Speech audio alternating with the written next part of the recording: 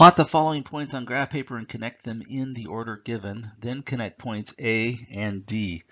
So I pre-plotted the points, and here they are, right? I've got A lands at -3, 4. B is at 1 and 6, over 1 up 6. C is over 5 and then down 2. And point D is over 1 and then down 4. And then I connected them, right? A to B, B to C, C to D, and then it says connect D back to A. And when I did that, I got this lovely rectangle that I went ahead and did in red. So I've got this rectangle. The next thing I'm instructed to do is take and rotate the entire plane about the origin. So here's the origin, right? And I did this with patty paper at home, and honestly, I marked off these arrows here for the the y-axis, and I also marked off this arrow here for the x-axis. And what I did was I basically just rotated this around until I got the y-axis lining up with the x-axis. So once I did that, my center of rotation was the origin, this point right here at 0, 0. And when I was done, right, this arrow landed all the way over to this arrow. So when I did that, I made some careful observations about where these points go, and I think I kind of understand what's happening when I rotate things clockwise about the origin. There's some observations here, and maybe we'll stumble on those. So let's go ahead and look at each one of the points. So when I rotated this about the origin, point A was the pre-image, and it became A prime, and A prime was located at 4, 3, so over 4 and up 3. So this was my A prime, and it was at 4, 3. The next point, B, when I rotated it through, I observed that it landed at X was 6 and Y was -1. So let me label this point as B prime, and this was at 6, -1. The next point that I rotated, and well, I did them all at once, but I observed C. C landed at -2, -5 right here. -2, -5. This was C prime then, and its location was -2, -5. And then the final point, point D, was at 1, -4, and when I rotated it through, it ended up at -4, -1, -4. -1. So this is D prime at -4, -1. So I did get a nice rectangle, and I liked how it did appear that definitely these lines appear to be perpendicular to the red rectangle's sides, which is nice because I know when I rotate through the 90 degrees, right? One of the things we observed with lines when we do that is the rise and the run switch places, and the sign of the slopes switch, right? So we end up getting opposite signs, and reciprocals become the slopes, and when that happens, we get right angles. But I want to take note of some of the observations here and look at them side by side. So if I'm looking at point A specifically, A had the coordinates at -3, 4, and it went to the point 4, 3. And let's get all these down like that. B was at 1, 6, AB, and B prime landed at 6, -1 after the rotation. C was located at 5, -2, 5, -2, and it landed at the point -2, -5, -2, -5. And the final point that I noticed was D. D was at 1, -4, and it landed at the point -4, -1, -4, -1. Now, why this is interesting to me, in every single case, let me just make sure here. Yeah, in every single case, what was the Y became X. And I can see that, right? If I look at all of these, right, and let me just kind of highlight them, right? This was the Y in the first point, the Y, the Y, the Y, and look what happened to them. They all became the X's exactly just as they were, right? Became the X, became the X. So if I was to try and come up with a rule with this, I might say something like this. I might say, look, in the original point, I've got X, Y, but in the new point after the rotation, right, what was the Y, right, becomes the X. Now, of course, it's still the x coordinate now that it's moved, but that value that was the y value, right, in my original point is now the x value after the rotation. And the other thing that I noticed was, and I'll highlight this with maybe a little bit of this blue color. Notice here I've got x is almost becoming y, right? And notice here the x is almost becoming the y. X is very similar. I mean, they're opposites of each other in every single instance, right? I've got -3 becomes 3, a 1 becomes a -1, a 5 becomes a -5, and a 1 becomes a -1. So in every single instance, right, what was the x becomes y, except the sign changes. So I could say this, look, what was the x value is going to go to where y was, except it's now going to be the opposite of what it was. So this little rule right here it's kind of a way for us to describe this mapping, and it appears that this is a mapping that's it's clockwise, CLOCKWISE, and this is the symbol that we'll use for this, right? That's a clockwise rotation of 90 degrees about the origin,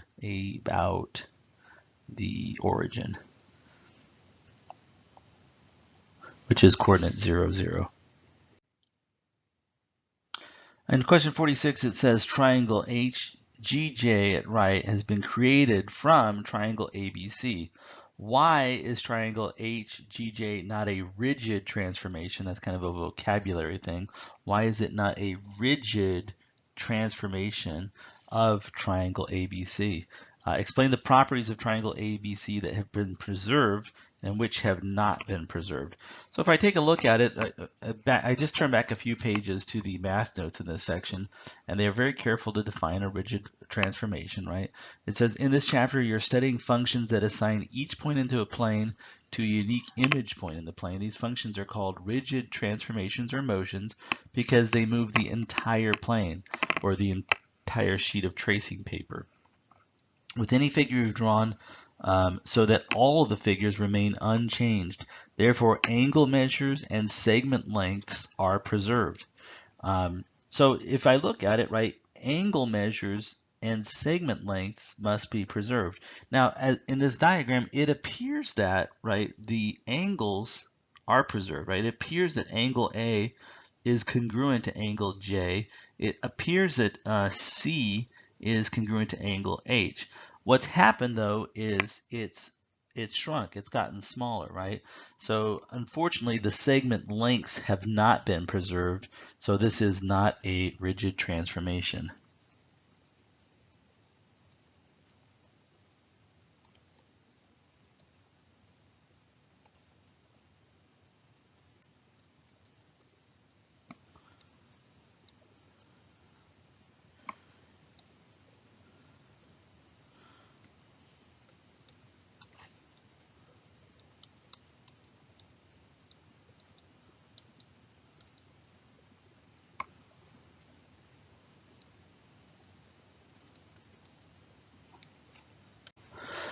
The perimeter of the triangle at right is 52 units, and it says write and solve an equation based on the information in the diagram, and then finally use your solution to calculate use your solution for x to calculate the length of each side of the triangle, and then finally it says be sure to confirm that your answer is correct. So if I look at it, right, the perimeter is the sum of the lengths of the individual segments of it. So if I start with the one that's 7x minus 4, I could write, for example, 7x minus 4, and then to that I would add the next one, which is 10x is plus 3, and then finally I would add to that the final segment, which is 19 units. Now that is the perimeter based on the lengths of the segments that I see that all use x's except for the 19 to represent their values. And that's the same as the perimeter, right, which is given to be 52. So with this information now, we can figure out how big x is. So if I combine my like terms, first of all, I've got a 7x and a 10x, which is 17 x's. And then I can see I've got a -4 and a +3, which is -1. And then a -1 plus 19 would be a plus 18. So I've got 17x plus 18 equals 52. From that, I'll subtract 18 from both sides, and I get that 17x is equal to 34, and if I divide both sides by 2, we get that x is 2. So we now know x is 2. The question is, how big are our three sides? Well, one of the sides is 7 times that value of x, and then plus 4, which is 14 plus 4, which is the value 10. So one of them is 10 units long. The other one is 10 times that value of x and then plus 3. Again, the value of x is 2. 10 times 2 is 20, plus 3 would give me that this has to be 23 units. And then the final one was just given as 19, so I already knew that one. And if I add these up, right, 9 plus 3 is 12. Carry the 1, I've got 1, 2, 3, 4, 5. I do get 52. So yes, I confirmed that my answer is correct because when I found x is 2, it made one of the sides 10 units, the other side 23, the other one was 19, and 10 plus 23 plus 19 is exactly 52, which was our original given parameter. Okay, 3 super good practice problems involving lines and ways that we can write equations from lines from certain given information. The first one gives us 2 points that lie on the line, and we're asked to calculate or identify the equation of the line that would go through those 2 points. I'm going to begin by just kind of identifying the y values. Right, those are my y values. And let's also identify the x values. I'll underline those in green. And the slope of my line is a ratio, right? And the ratio is one number, which is the change in the y values, and the other number is the change in the x values. So I need to calculate the change in y, and then from that I need to divide that by the change in the x's. So let's start with the change in y. I'm going to use this as my ending point, I'm going to say. So I'm going to start here and I'm going to say, hey, 4 minus 10. 4 minus 10 is the number -6, and it looks right because if I started at 10 and went down to 4, I'd be decreasing by 6 units. So from 4 minus 10 reflects the fact that there's a change in 6 units downward as I go from 10 to 4. And then let's just do the same exact order for the change in x. Again, I'm looking at this 1, and then I write minus and then -7. Okay, so 1 minus -7, which is the number +8. So I'm starting at -7 and I go all the way to +1. That's traveling up 8 units. So I can see that that's my change in x value. It increased by 8 units. Now that ratio is a negative number, right? It's a negative, I could just write it as -6/8, but also both of those are divisible by 2. So I could write it as a negative 2 times 3 over a negative 2 times 4, and I see there's a giant 1 there. So this is exactly -3/4. So the ratio, right, the slope ratio is -3/4, so down 3 to the right 4 units. The next thing we need to do is we need to figure out our y-intercept. And the way that we've been practicing this in class is just considering the generic equation of a line, y equals m times a particular x value, and then plus b, the y-intercept. We are fortunate in that we know an x and a y, right? We know, in fact, I'll just use these colors, right? X is 4, we'll use the one where, I'm sorry, that's clearly what y is, right? X is 1 and y is 4. So we will use that point for our substitution. So, and we also know what the slope is. We'll substitute that in. But we do know an x and a y. The one thing we don't know is we don't know b. So we're going to be figuring out what b is. So the y value for the point that we selected was 4. So I'll just write this 4 here. The slope is clearly -3/4, so let's write -3/4, and our x value is just 1, so we'll multiply times 1. So it's not the prettiest thing in the world, but yes, it literally is 4 equals -3/4 x plus, I'm sorry, no, not x, it's -3/4 and then plus b. X was 1, I multiplied by 1. So to figure out what b is, we're going to add 3/4 to both sides. So 4 plus 3/4 is what b is. That is literally 4 3/4. Probably I would prefer to write it as 16, 17, 18, 19/4. And that's just me. I prefer improper fractions, 19/4. But if you like, you can write it as, of course, as 4 3/4. Anyways, now we know our two parameters for our equation. We can write our solution, right? Our solution, the equation that goes through those 2 points is y equals negative 3/4 x, and then finally plus 19/4, or plus 3 3/4. So that's the equation of the line that goes through those 2 points. Let's jump to B. I totally need to clear this screen off. For B, it says a line with a slope of negative 3/4 that passes through the point negative 14/4. Well, this is nice, right? Now we get to start with the slope. They're giving us our slope ratio right up front, so this will be a little bit easier. Also, we've got an x value and we've got a y value, so we're just going to be able to plug things into y equals m times x and then plus b. So let's see, our y value is 4, so I'm going to put 4 in for y. That's check, that's happiness. And our slope is negative 3/4, got it.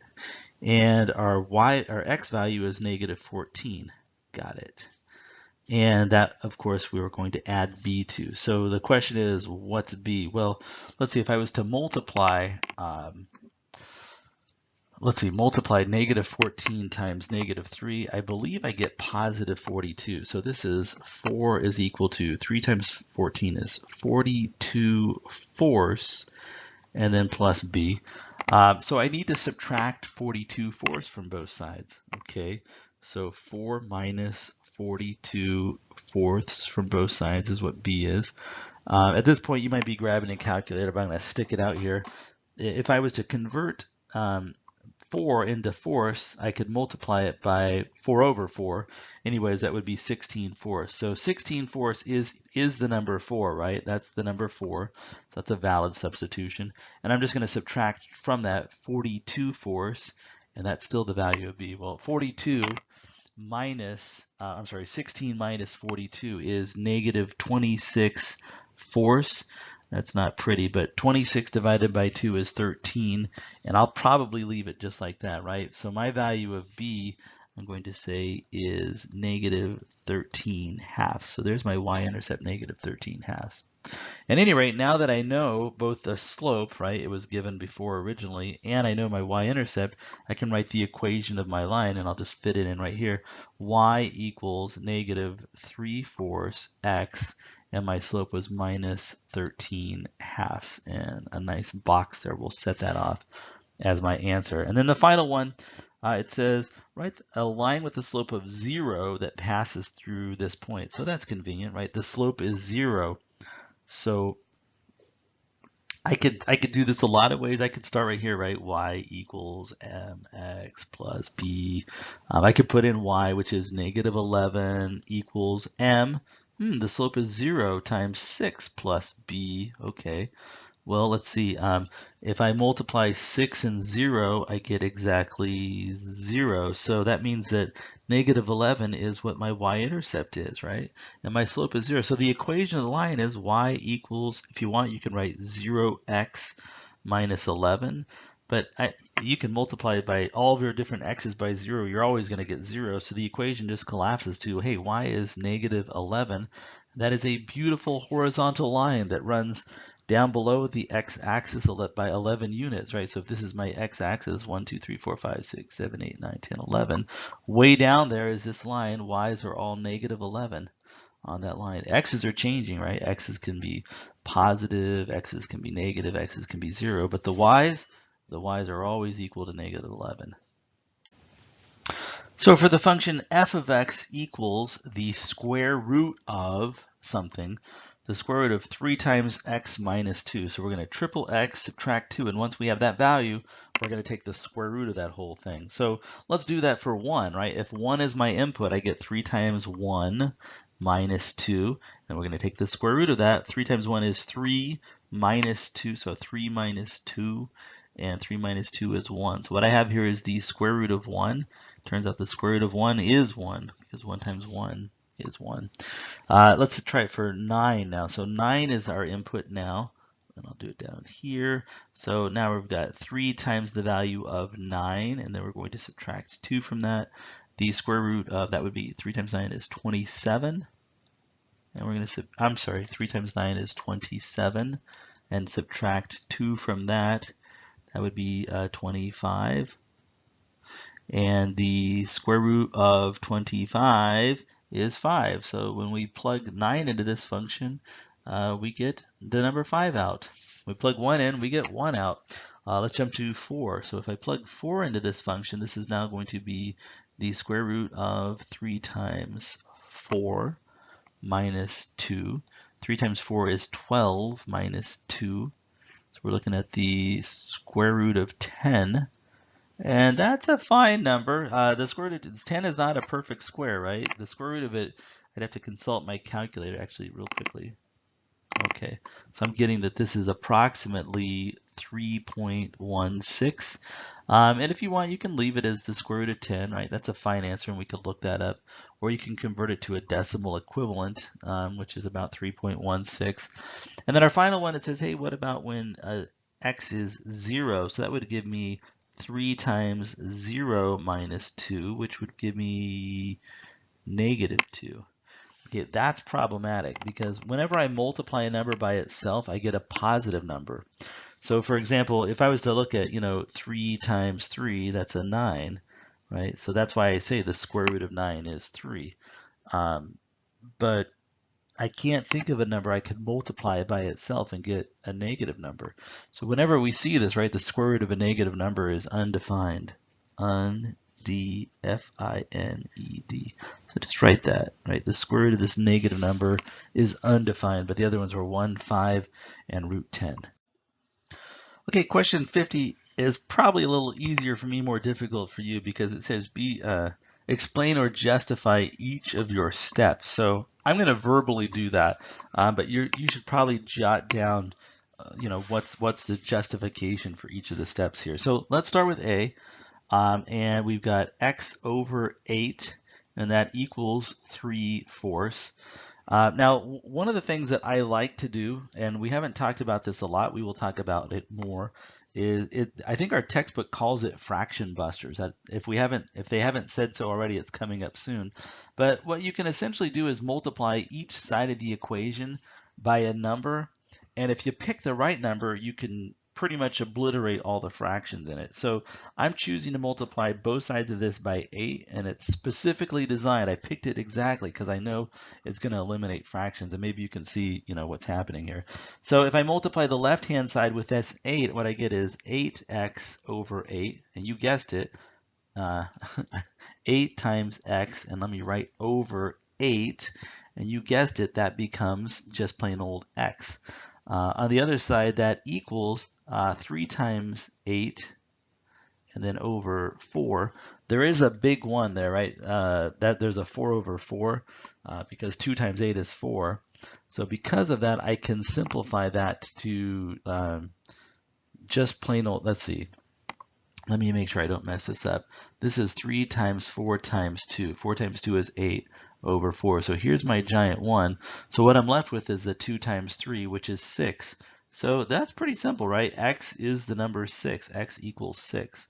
And again, what was my big trick? I multiplied both sides by the same number. And you're allowed to do that, right? In algebra, it's called the multiplication property of equality.